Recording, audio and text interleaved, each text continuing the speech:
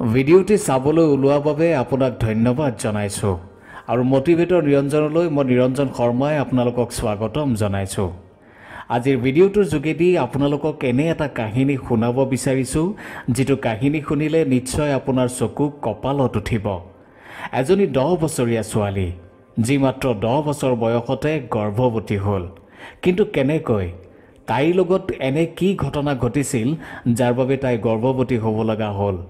এই কথা জানিলে আপুনি হতবাক হৈ পৰিব। ভিডিঅ'টো আৰম্ভ কৰাৰ আগতে আপোনালোকলৈ এটা অনুৰোধ, আপোনাৰ ঘৰত যদি কোনো ল'ৰা ছোৱালী আছে বা আপুনি কোনো সন্তানৰ পিতৃ বা মাতৃ, তেন্তে আজিৰ এই ভিডিঅ'টো আলোচনা কৰা বিষয়টো অতি গুৰুত্বপূৰ্ণ। যিবোৰ কথা আজি আপুনি জানিবলৈ সক্ষম হ'ব, সেইবোৰ কথা সাধাৰণতে আমাৰ সমাজত ঢাকি ৰখা হয় বা লুকুৱাই ৰখা হয়। এই কথা এগৰাকী মহিলাই প্ৰকাশ কৰিছিল যি পেছাত এগৰাকী ডক্টৰ আছিল আৰু তেওঁৰ নাম হৈছে ডক্টৰ নাফিজা খাতুন। ডক্টৰগৰাকীয়ে কোৱা মতে তেওঁ নিজ চকুৰে এই ঘটনা দেখা পাইছিল। সেই 10 বছৰীয়া ছোৱালীজনীৰ প্ৰসৱ নিজ হাতেৰে কৰিছোঁ বুলি তেওঁ জনাইছে। মহিলা ডক্টৰগৰাকীয়ে অনুৰোধ কৰিছে যে এই সঁচা ঘটনাটো প্ৰত্যেকজন পিতৃ মাতৃ বা সন্তানে জনা উচিত। এই ঘটনাটোৰ পৰা আমি সকলোৱে এটা শিক্ষা লোৱা উচিত। গতিকে ডক্টৰগৰাকীয়ে ঘটনাটোৰ বিষয়ে কি কৈছিল এবাৰ মন দি শুনিব। আজি শনিবাৰ, কাইলৈ ৰবিবাৰ আৰু পৰহিলৈ সোমবাৰ, অৰ্থাৎ সেয়া আছিল সোমবাৰৰ কথা। মই সেই সময়ত মোৰ নিজৰ ক্লিনিকত ব্যস্ত আছিলোঁ। দুগৰাকীমান ৰোগীক সাক্ষাৎ কৰাৰ পিছত এগৰাকী মহিলাই নিজৰ 10 বছৰীয়া কন্যা সন্তানক লৈ মোৰ কেবিনত প্ৰৱেশ কৰিছিল। সৰু ছোৱালীজনীক দেখি মই আচৰিত হৈ পৰিছিলোঁ। ছোৱালীজনীৰ পেটটো লগাতকৈ বেছি বাঢ়ি আছিল। তাইক দেখি প্ৰথমে মই ভাবিছিলোঁ যে এই ছোৱালীজনীৰ নিশ্চয় কিবা বেমাৰ হৈ আছে। হয়তো তাইৰ পেটত পানী জমা হৈ আছে, নহ'লে কোনো এটা ইনফেকশ্যন হৈছে। কিন্তু যেতিয়া মই তাইৰ মাকৰ ফালে মূৰ তুলি চাইছিলোঁ, তেতিয়া তেওঁৰ চকুত চকু পানী দেখিছিলোঁ। তেতিয়া মই ছোৱালীজনীৰ মাকক সুধিছিলোঁ যে কি হৈছে আৰু আপুনি কান্দিছে কিয়? মোৰ কথা শেষ নহওঁতেই তেওঁ মোৰ ভৰি দুখনত খামুচি ধৰি কান্দি কান্দি ক'লে, মেডাম, মোৰ ছোৱালীজনীক ৰক্ষা কৰক। মোৰ মান সন্মান সকলো নাইকিয়া হোৱাৰ প্ৰান্তত। মাকৰ কথা শুনি মই বুজিব পাৰিছিলোঁ যে প্ৰথমতে মই ছোৱালীজনীক লৈ যি ভাবিছিলোঁ সেয়া একেবাৰে ভুল আছিল।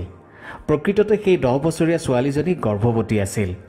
সেয়েহে মাকে ছোৱালীজনীৰ জীৱনৰ লগতে তেওঁলোকৰ মান সন্মান ৰক্ষা কৰাৰ কথা কৈছিল। ওচৰ চুবুৰীয়াৰ লগতে সমাজৰ যাতে কোনেও তেওঁৰ ছোৱালীজনী গৰ্ভৱতী হোৱাটো গম নাপায়, তাৰ বাবে মাকে মোক কৰজোৰে অনুৰোধ কৰিছিল। ছোৱালীজনীৰ ফালে চাই মই তেতিয়াও বিশ্বাস কৰিব পৰা নাছিলোঁ। সেয়েহে মই মাকক ক'লোঁ যে প্ৰথমে মই আপোনাৰ ছোৱালীৰ এটা আল্ট্ৰাছাউণ্ড কৰিম, তাৰ পিছতহে ক'ব পাৰিম যে কি কৰিব পাৰিম আৰু সেইমতে পৰৱৰ্তী সময়ত পদক্ষেপ ল'ম। তেতিয়া ছোৱালীজনীৰ মাকে মোৰ হাত দুখনত ধৰি ক'লে, নহয় মেডাম, আল্ট্ৰাছাউণ্ড কৰাৰ প্ৰয়োজন নাই। মোৰ ছোৱালীজনী গৰ্ভৱতী। আপুনি মোৰ ছোৱালীজনীক দেখিয়েই ধৰিব পৰা নাইনে? আপুনি আমাতকৈ বেছিকৈহে জানিব। তেতিয়া মই ক'লোঁ, ঠিক আছে, কিন্তু মই আপোনাৰ ছোৱালীজনীৰ বিষয়ে জানিব লাগিব। তাইৰ বৰ্তমান স্বাস্থ্য কেনেকুৱা আৰু তাই কেনেকুৱা অনুভৱ কৰে আৰু তাই কেনেকৈ এই অৱস্থাত পালেহি আৰু তাইৰ লগত কোনোবাই জোৰ জবৰদস্তি কৰিছিল নেকি, এই সকলো কথা মই জানিব লাগিব। তেতিয়া ছোৱালীজনীৰ মাকে ক'লে, এই কথা মই নাজানো। এই বিষয়ে আপুনি তাইকে সোধক। তাইৰ বাবে সমাজত এতিয়া আমি মুখ উলিয়াব নোৱাৰা হৈছোঁ। এইবোৰ কথা যদি তাইৰ দেউতাকে গম পায়, তেন্তে তেওঁ তাইৰ লগত কি কৰিব ঠিক নাই। মাকৰ কথাত মোৰ এনে লাগিছিল যে ছোৱালীজনীৰ এই অৱস্থাটোৰ বাবে তেওঁ ছোৱালীজনীক ঘৃণাৰ দৃষ্টিৰে চাইছে। দেউতাকে নাজানে বুলি কোৱাত মই সুধিলোঁ, দেউতাকে তেওঁৰ ছোৱালীজনীৰ কথা একেবাৰে নাজানেনে?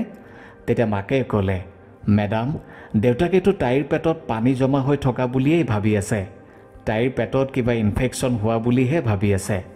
কাৰণ মোৰ ছোৱালীজনীৰ স্বভাৱ চৰিত্ৰ বহুত ভাল। তাই সদায় মছজিদলৈ যায় আৰু কোৰাণ পাঠ কৰে আৰু তাইৰ লগৰবিলাকক কোৰাণৰ শিক্ষা দিয়ে। বেয়া কাম বা বেয়া সংগৰ পৰা তাই সদায় আঁতৰি থাকে। সেইবাবে চাগে দেউতাকে তাইৰ কথা আন একো বুলি ভাবিব পৰা নাই। তাই যে গৰ্ভৱতী হ'ব পাৰে বুলি ক'লেও সেই কথা কোনেও বিশ্বাসেই নকৰিব। মেডাম, মোৰ ছোৱালীৰ প্ৰশংসা মই নিজেই কৰিছোঁ বুলি আপুনি নাভাবিব। মই যিটো সঁচা সেয়াহে কৈছোঁ। তাই এটা ভাল পৰিৱেশত ডাঙৰ দীঘল হৈছে। স্কুলতো সকলো শিক্ষক শিক্ষয়িত্ৰীৰ প্ৰিয় ছাত্ৰী তাই। কিন্তু তাইৰ লগতে যে এনে এক ঘটনা ঘটিব সেয়া আমি কল্পনাই কৰা নাছিলোঁ। নেদেখাজনে আমাক কি পাপৰ বাবে শাস্তি দিছে নাজানো। এই বুলি কৈ ছোৱালীজনীৰ মাকে আকৌ হুক হুকাই কান্দিবলৈ ধৰিলে। মাকৰ কথা শুনি মোৰ সন্দেহ হ'ল যে কোনো পুৰুষৰ সংস্পৰ্শ নোহোৱাকৈ ছোৱালীজনী গৰ্ভৱতী হোৱাটো অসম্ভৱ কথা। কিবা এটাতো ৰহস্য নিশ্চয় আছে। তেতিয়া মই ছোৱালীজনীৰ মাকৰ ফালে চাইছিলোঁ, কিন্তু মাকে মোৰ চকুত চকু থৈ কথা ক'ব পৰা নাছিল। তেতিয়া মই বুজিব পাৰিছিলোঁ যে আচলতে মাকে মোৰ পৰা কিবা এটা লুকুৱাই ৰাখিছে। তেতিয়া মই মাকক ক'লোঁ যে আপোনাৰ ছোৱালীৰ আল্ট্ৰাছাউণ্ড এটা কৰিবই লাগিব, নহ'লে মই এনে চিকিৎসা আৰম্ভ কৰিব নোৱাৰিম। তাই গৰ্ভৱতী হোৱা কিমান দিন হ'ল আৰু তাইৰ বাবে এতিয়া কি চিকিৎসাৰ প্ৰয়োজন হ'ব সেয়া মই আল্ট্ৰাছাউণ্ড নকৰাকৈ ক'ব নোৱাৰিম। মোৰ কথাত ছোৱালীজনীৰ মাকে সন্মতি দিলে আৰু মই ছোৱালীজনীক ছ'ন'গ্ৰাফি কৰা কোঠাটোলৈ লৈ যাব বিচাৰিলোঁ। তেতিয়া মাকেও তাইৰ লগতে ছ'ন'গ্ৰাফি কৰা কোঠাটোলৈ যোৱাৰ বাবে মোৰ পৰা অনুমতি বিচাৰিলে। চাগে মাকে তাইক অকলে এৰিব বিচৰা নাছিল, কাৰণ ছোৱালীজনীয়ে যদি সকলো সঁচা কথা মোক কৈ দিয়ে। সেয়েহে মই মাকক বাধা নিদিলোঁ। ছোৱালীজনীৰ ছ'ন'গ্ৰাফি কৰি থকা সময়ত মাকে মোক সুধিলে, মেডাম কিবা পাইছেনে? মোৰ ছোৱালীজনী আৰু আমাৰ সন্মান বাচিবনে? তেতিয়া মই ক'লোঁ, চাওক, সন্মান অসন্মানৰ কথা ভাবি নাথাকিব। তাই বহুত সৰু আৰু তাই যদি একো বেয়া কাম কৰাই নাই তেন্তে আপুনি বাৰে বাৰে তাইৰ মূৰত এইবোৰ কথা কিয় সুমুৱাই আছে? এই বয়সত কোনোবাই এই কাম কৰিব বুলি কাৰো মনলৈ নাহে। আপোনাৰ ছোৱালীৰ লগত কোনে এই কামটো কৰিলে সেয়াহে আপুনি খবৰ লওক। তাই কলৈ যায়, কাৰ লগত ঘূৰা ফুৰা কৰে, এইবোৰৰ খবৰ লওক। কিন্তু তাৰ লগতে আপুনি ছোৱালীজনীৰ ভালদৰে চোৱা চিতাও কৰিব লাগিব। ছ'ন'গ্ৰাফিৰ ৰিপৰ্ট আহিলেহে গম পোৱা যাব যে আপোনাৰ ছোৱালীৰ লগত প্ৰকৃততে কি হৈছে। ইতিমধ্যে মই ছ'ন'গ্ৰাফিত সকলো কথা গম পাইছিলোঁ, কিন্তু বিধি অনুসৰি মাকক মই সেই কথা কোৱা নাছিলোঁ। এতিয়া মাকক মই কি ক'ম কি নক'ম বুলি প্ৰায় আধা ঘণ্টা ধৰি অকলে বহি আছিলোঁ, কাৰণ এজনী 10 বছৰীয়া ছোৱালীক কোনো পিতৃ মাতৃয়ে এনে অৱস্থাত চাব নিবিচাৰে। ৰিপৰ্টত পোৱা কথাখিনি শুনি যদি মাকে ছোৱালীজনীৰ লগত বেয়া ব্যৱহাৰ কৰে, মাৰধৰ কৰে, এইবোৰ কথাকে মই ভাবি আছিলোঁ। অৱশেষত ছোৱালীজনীৰ মাকক মাতি মই ক'লোঁ, চাওক, আপোনাৰ ছোৱালী এতিয়া এক জটিল অৱস্থাত আছে। অলপ কিবা ইফাল সিফাল হ'লেই তাইৰ জীৱনলৈ ডাঙৰ সমস্যা আহিব পাৰে, বিপদ আহিব পাৰে। সেয়েহে আপুনি তাইৰ ভালদৰে যত্ন ল'ব লাগিব। আপুনি যিহেতু তাইৰ মাক, গতিকে মই ভাবোঁ আপুনি তাইৰ ভাল যত্ন নিশ্চয় ল'ব। তেতিয়াহে তাইৰ জীৱনটো সহজ হ'ব। মনত ৰাখিব, আপোনাৰ ছোৱালী এতিয়া গৰ্ভৱতী আৰু তাইৰ পেটত এটা 8 মাহৰ সন্তান আছে। এতিয়া কোনো দৰৱ প্ৰয়োগ কৰি একো বিশেষ কৰিব পৰা নাযাব। এনে কৰিলে তাইৰ জীৱনটো শেষ হ'ব পাৰে। এতিয়া সন্তান প্ৰসৱ কৰাৰ বাহিৰে অন্য উপায় নাই। সেয়েহে আপুনি তাইক ঘৰলৈ লৈ যাওক আৰু তাইৰ ভালদৰে প্ৰতিপাল কৰক। মোৰ কথা শুনি ছোৱালীজনীৰ মাকে কান্দিবলৈ ধৰিলে আৰু ক'লে, মেডাম, মই তাইক এনে অৱস্থাত ঘৰলৈ লৈ যাব নোৱাৰোঁ। তাইৰ এই কথা যদি দেউতাকে গম পায় তেন্তে তাইক জীয়াই জীয়াই কবৰ দিব। আপুনি এবাৰ মোৰ ঠাইত থাকি ভাবি চাওকচোন, যদি আপোনাৰ ছোৱালীৰ এনে অৱস্থা হ'লহেঁতেন তেতিয়া আপুনি কি কৰিলেহেঁতেন? গতিকে তাইৰ এই অৱস্থাত মই তাইক ঘৰলৈ লৈ যাব নোৱাৰোঁ। আপুনি কিবা নহয় কিবা এটা উপায় উলিয়াওক, নহ'লে মই মোৰ ছোৱালীক ত্যাগ কৰাৰ বাহিৰে অন্য উপায় নাই। আপুনি ছোৱালীজনীৰ কিবা এটা চিকিৎসা আৰম্ভ কৰক, নহ'লে ছোৱালীজনীক মৃত্যুৰ মুখলৈ ঠেলি দিয়ক। মাকৰ এনে কথা শুনি মই অলপ আচৰিত হ'লোঁ আৰু ক'লোঁ, আপুনি এইবোৰ কি কৈছে? আপুনি তাইৰ মাক। এগৰাকী মাকে কেনেকৈ ইমান নিষ্ঠুৰ কথা চিন্তা কৰিব পাৰে? অলপ সময় ৰৈ মই ক'লোঁ, আপুনি এটা কাম কৰিব পাৰিবনে?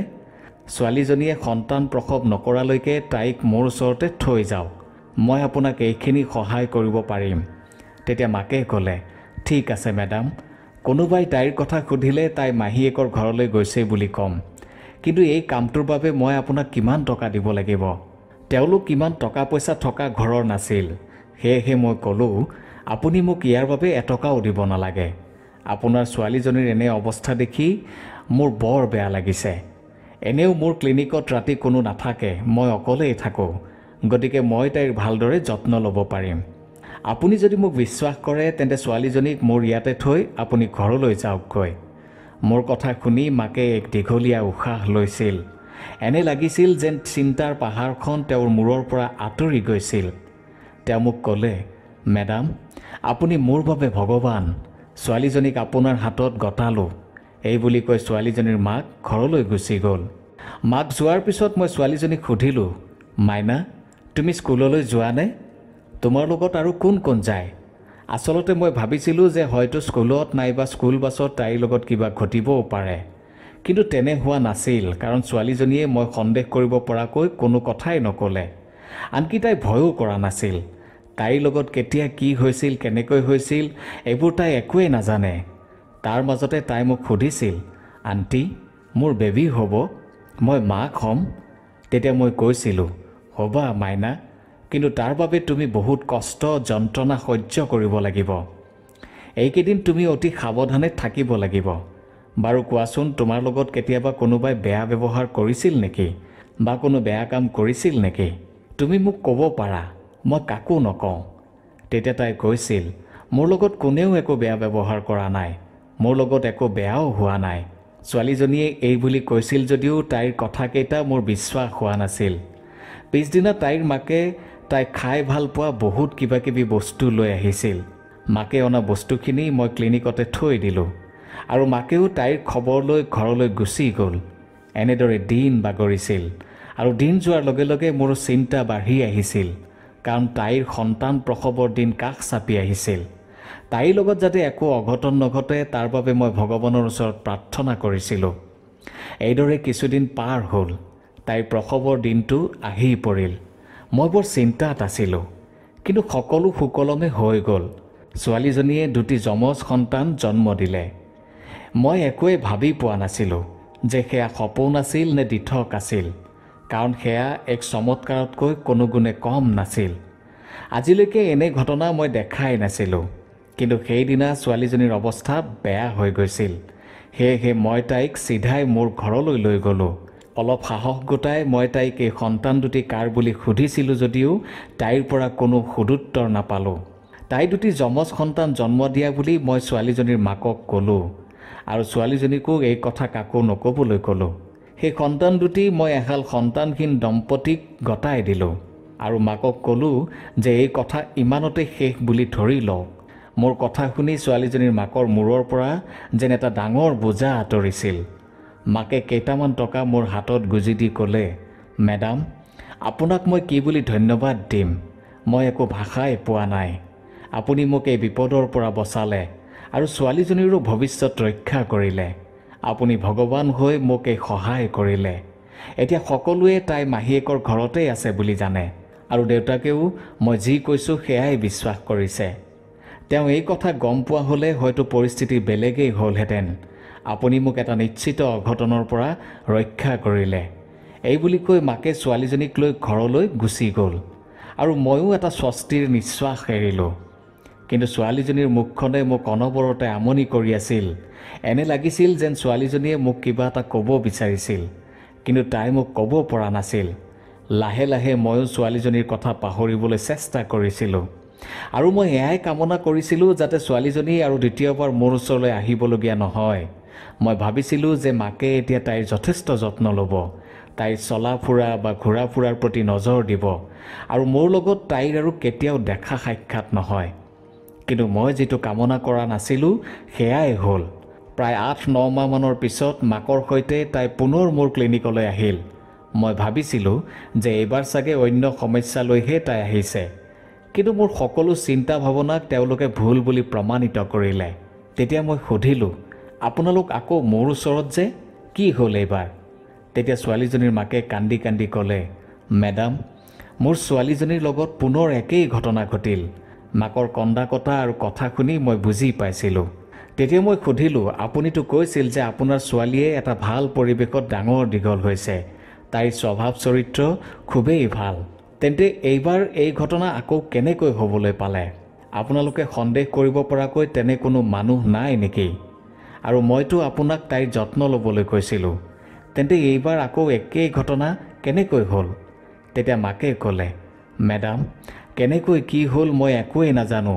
এইবাৰো আগৰ দৰে কিবা হয় বুলি মই ভয়তে খোৱা বোৱাও বাদ দিলোঁ আপুনি ভালকৈ চাওক তাইৰ আকৌ মই ভবাটোৱে হৈছে নেকি চাই চিতি মোক কওক আপুনি যিহেতু তাইৰ সকলো কথা জানে সেইবাবেই মই আপোনাৰ ওচৰলৈকে আহিছোঁ এইবাৰ মই কাক কি উত্তৰ দিম তেতিয়া মই ক'লোঁ আপুনি মিছাতে যি টি কথা ভাবি নাথাকিব প্ৰথমে আপোনাৰ ছোৱালীক ভালদৰে পৰীক্ষা নিৰীক্ষা কৰিবলৈ দিয়ক একো গম নোপোৱাকৈ যি টি কথা ভাবি থকাটো উচিত নহয় তাৰপিছত মই ছোৱালীজনীক ছ'ন'গ্ৰাফি কৰিবলৈ কোঠাটোলৈ লৈ গ'লোঁ আৰু ছ'ন'গ্ৰাফি কৰোঁতে যি দেখিলোঁ তাৰ বাবে মোৰ যেন ভৰিৰ তলৰ মাটি খহি পৰিছিল মই মোৰ চকু দুটাক বিশ্বাসেই কৰিব পৰা নাছিলোঁ সেয়েহে পুনৰ ভালকৈ চাইছিলোঁ ছোৱালীজনীৰ লগত দ্বিতীয়বাৰো যে একেই ঘটনা ঘটিব মই ভবাই নাছিলোঁ মই ছোৱালীজনীৰ সকলো কথা মাকক ক'লোঁ মাকে এইবাৰ মোৰ কথা বিশ্বাস কৰিব বিচৰা নাছিল যদিও সেয়াই সত্য আছিল তেতিয়া মই মাকক সুধিলোঁ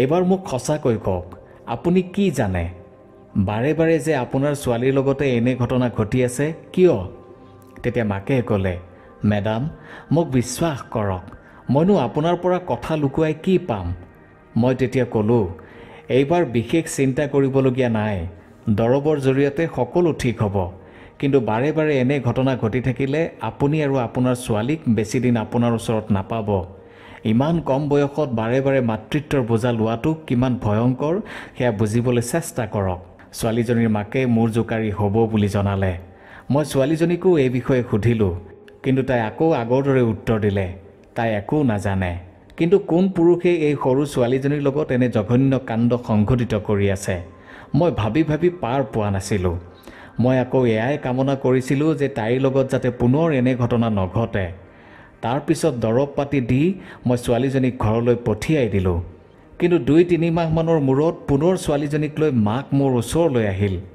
মাকৰ সৈতে ছোৱালীজনীক দেখি এইবাৰ মোৰ খং উঠিছিল মই ভাবিছিলোঁ যে জানি বুজি সিহঁতে এয়া নাটক কৰি আছে এজনী কণমানি ছোৱালী এবাৰ নহয় দুবাৰ নহয় 3বাৰকৈ গৰ্ভৱতী হৈছে মাকেও গম নাপায় আনফালে ছোৱালীজনীও একো নাজানে এয়াতো একেবাৰে অসম্ভৱ কথা এইবাৰ মাক জীয়েকৰ লগত মোৰ কথা পাতিবলৈ কোনো ইচ্ছা নাছিল সেয়েহে মই মাত্ৰ প্ৰেছক্ৰিপশ্যনখন লিখিয়েই তেওঁলোকক যাবলৈ ক'লোঁ কিন্তু ছোৱালীজনীৰ মাক সেই সময়ত থৰথৰকৈ কঁপি আছিল আৰু তেওঁ বহুত বেছি চিন্তাত আছিল তেওঁ মোক ক'লে মেডাম মই ছোৱালীজনীক লৈ ক'লৈ যাম তেতিয়া মই অলপ খঙেৰে ক'লোঁ আপুনি মোক কি মূৰ্খ বুলি ভাবিছে নেকি বৰ্তমান সময়ত এনে ঘটনা ঘটাটো কোনেও বিশ্বাস নকৰে আপোনাৰ ছোৱালীৰ লগত যি ঘটি আছে তাৰ বাবে দায়ী হয়তো আপোনাৰ ঘৰতেই আছে নাইবা এনে কোনো ৰহস্য আছে যি আপুনি মোক ক'ব বিচৰা নাই বাৰু আপুনি আৰু আপোনাৰ ছোৱালীয়ে যিহেতু মোক একো কথা ক'ব বিচৰা নাই গতিকে মই ইয়াৰ মাজত সোমাই কি পাম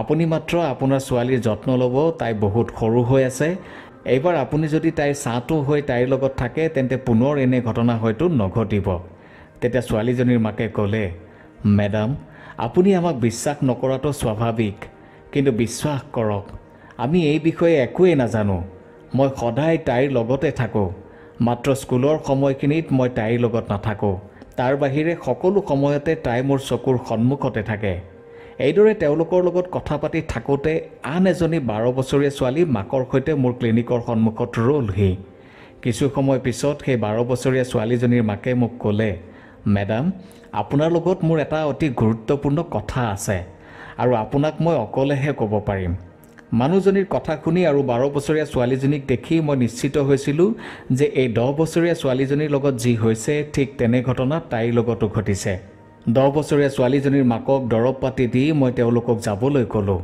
আৰু এইবাৰ নতুনকৈ অহা ছোৱালীজনীৰ মাকৰ লগত কথা পাতিবলৈ ল'লোঁ মই সুধিলোঁ কওকচোন কি হৈছে তেতিয়া 12 বছৰীয়া ছোৱালীজনীৰ মাকে ক'লে মেডাম মোৰ ছোৱালীজনীৰ লগত কিছুমান নোহোৱা নোপোজা ঘটনা ঘটি আছে যিটো সাধাৰণতে বিবাহিতা মহিলাৰ লগত হয় মোৰ এই সৰু ছোৱালীজনীৰ লগত কিয় এনে হৈ আছে মাকৰ কথা শুনি মই লগে লগে ছোৱালীজনীক ছ'ন'গ্ৰাফি কৰিবলৈ লৈ গ'লোঁ ছ'ন'গ্ৰাফিৰ ৰিপৰ্ট দেখি মই অবাক হৈ পৰিলোঁ প্ৰথম ছোৱালীজনীৰ লগত যি হৈছিল সেই একেই এই ছোৱালীজনীৰ লগতো হৈছে মই তাইৰ মাকক সকলো কথা ভাঙি পাতি ক'লোঁ মোৰ কথা শুনি মাকৰ কি কৰোঁ কি নকৰোঁ অৱস্থা হ'ল মাকে মোক সুধিলে মেডাম এয়া কেনেকৈ সম্ভৱ তেতিয়া মাকক মই আগৰজনী ছোৱালীৰ লগত হোৱা সকলো কথা বিৱৰি ক'লোঁ আৰু এইবাৰ মোৰ ধৈৰ্যৰ সীমা পাৰ হৈ গ'ল মই পুলিচক এই বিষয়ে সকলো কথা অৱগত কৰিলোঁ কাৰণ কোনো পিতৃ মাতৃয়ে এনেবোৰ কথা পুলিচক জনাবলৈ ভয় কৰে।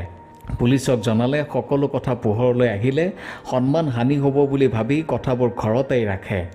পুলিচ প্ৰশাসনে বিষয়টো গুৰুত্ব সহকাৰে লৈ তদন্ত আৰম্ভ কৰিলে। তদন্তত গম পোৱা গ'ল যে দুয়োজনী ছোৱালী একেটা অঞ্চলৰে আছিল আৰু দুয়ো একেখন স্কুলতে পঢ়িছিল। মহিলা আৰক্ষীয়ে স্কুলখনত স্কুল কৰ্তৃপক্ষই নজনাকৈয়ে তদন্ত আৰম্ভ কৰিলে, কিন্তু তাত সন্দেহজনক একো তথ্য নাপালে। পিছত সেই অঞ্চলটোত আৰক্ষীয়ে তদন্ত চলালে আৰু এজন ব্যক্তিৰ ওপৰত সন্দেহৰ চকু পৰিল। কিন্তু আৰক্ষীয়ে সেই ব্যক্তিগৰাকীৰ নাম ল'বলৈও ভয় কৰিছিল, কাৰণ তেওঁৰ ওপৰত সন্দেহ কৰিলে সেই অঞ্চলৰ মানুহে তেওঁৰ সপক্ষে থিয় দিব। কাৰণ আৰক্ষীয়ে যাক সন্দেহ কৰিছিল তেওঁ আছিল সেই অঞ্চলটোৰ মছজিদৰ ইমাম। নাম আছিল মৌলানা ৰহমত চৌফিক। প্ৰায় 10 বছৰ ধৰি ৰহমত চৌফিকে সেই অঞ্চলটোৰ মছজিদৰ মৌলানা হিচাপে দায়িত্বভাৰ চলাই আছিল। মছজিদৰ লগতে লাগি থকা ঘৰটোত মৌলানাই বাস কৰিছিল। অনবৰতে মুখত কেৱল অমৃতবাণী চলি থকা ব্যক্তিগৰাকীক সন্দেহ কৰাটো ইমান সহজ নাছিল। আজৰি সময়ত মৌলানাই অঞ্চলটোৰ সৰু সৰু ল'ৰা ছোৱালীক কোৰাণৰ শিক্ষা দিছিল। ল'ৰাবোৰক মৌলানাই মছজিদতে কোৰাণৰ পাঠ পঢ়ুৱাইছিল আৰু ছোৱালীবোৰক মৌলানাৰ পত্নীয়ে মৌলানাৰ ঘৰতেই কোৰাণৰ শিক্ষা দিছিল। কিন্তু 3 বছৰ পূৰ্বে 3টা সন্তানক লৈ মৌলানাৰ পত্নীয়ে তেওঁক এৰি গুচি গৈছিল। মৌলানাই জনাইছিল যে তেওঁৰ পত্নীৰ কোনো পৰপুৰুষৰ লগত সম্পৰ্ক আছিল আৰু তেওঁৰ লগতে পত্নী পলাই গৈছিল। তেতিয়াৰে পৰা মৌলানাক সকলোৱে যিয়ে যেনেকৈ পাৰে সহায় কৰিছিল আৰু মৌলানায়ো অঞ্চলটোৰ ৰাইজৰ দুখ সমস্যা আদি নাইকিয়া কৰিবলৈ চেষ্টা কৰিছিল। এক প্ৰকাৰ সেই মৌলানাক মানুহে ভগৱানৰ লগতে তুলনা কৰিছিল। আৰক্ষীয়ে তদন্ত কৰি গম পালে যে পত্নীয়ে এৰি যোৱাৰ পিছত মৌলানাই নিজেই ছোৱালীবোৰক তেওঁৰ ঘৰত কোৰাণৰ পাঠ পঢ়ুৱাইছিল। মৌলানাৰ ঘৰত গোপনে তালাচী চলাই আৰক্ষীয়ে এনে কিছুমান তথ্য আৰু বস্তু উদ্ধাৰ কৰিলে যি দেখি আৰক্ষী অবাক হৈ পৰে।